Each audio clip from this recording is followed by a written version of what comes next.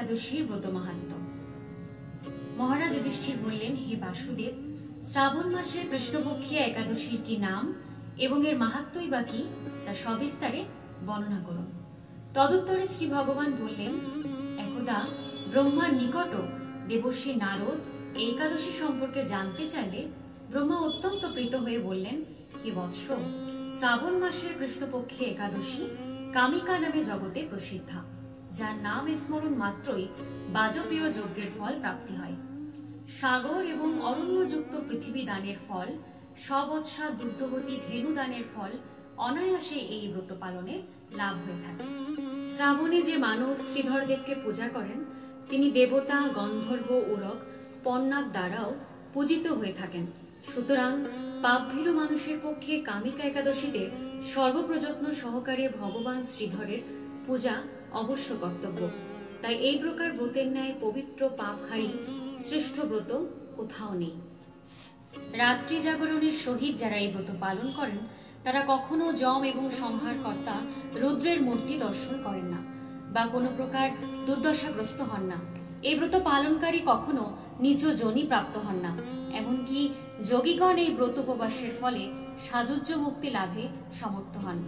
কেশবপ্রিয়া তুলসীপত্রে যিনি শ্রীহরির পূজা করেন, পদ্মপত্রে জলের ন্যায় তিনি পাপে লিপ্ত হন না। এক ভার সুবর্ণ এবং চতুর্গুণ রৌপ্যমূল্যের উপকরণ দ্বারা পূজায় যে ফল লাভ করা যায়, মাত্র একটি তুলসী দল দ্বারা শ্রীহরির পূজনে সেই ফল লাভ করা যায়। যিনি শ্রী কেশবকে তুলসী মঞ্জরির সহিত পূজা করেন, তার আজন্ম পাপ ক্ষয় হয়। এই প্রসঙ্গে ব্রহ্মা আরো দেবর্ষী নারদকে বললেন, হে নারদ, যিনি তুলসীকে প্রত্যহ দর্শন করেন, তার নিখিল পাপসমূহ বিদরিত হয়। যিনি তাকে স্পর্শ করেন, তার পাপ মলিন দেহ পবিত্রকৃত হয়। তাকে প্রণাম করলে রোগসমূহ দূরীভূত হয়। তার মস্তকে জল সিঞ্চন করলে যমও তার নিকট আসতে ভয় করেন।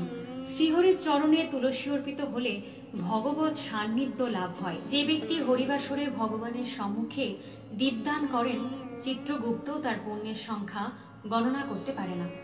এবং তিল তেল বা ঘৃতসিক্ত দীপদানের ফলে সেই ব্যক্তি শতকোটি দ্বীপে পূজিত হয়ে সর্বলোকে গমনাগমন করতে পারে। এইরূপ পরমেশ্বর ভগবান সর্বপাতকহারিণী কামিকা একাদশীর মাহাত্ম্য কথা যুধিষ্ঠির মহারাজকে বর্ণনা করলেন। অতএব যিনি ব্রহ্মহত্যা, ভ্রূণ হত্যা, পাপ বিনাশিনী, মহাপুণ্য ফলপ্রদা এই একাদশী মাহাত্ম্য কথা শ্রদ্ধা সহকারে শ্রবণ করেন, তিনি সর্বপাপ বিনির্মুক্ত হয়ে বিষ্ণু লোকে গমন করেন। হরে কৃষ্ণ।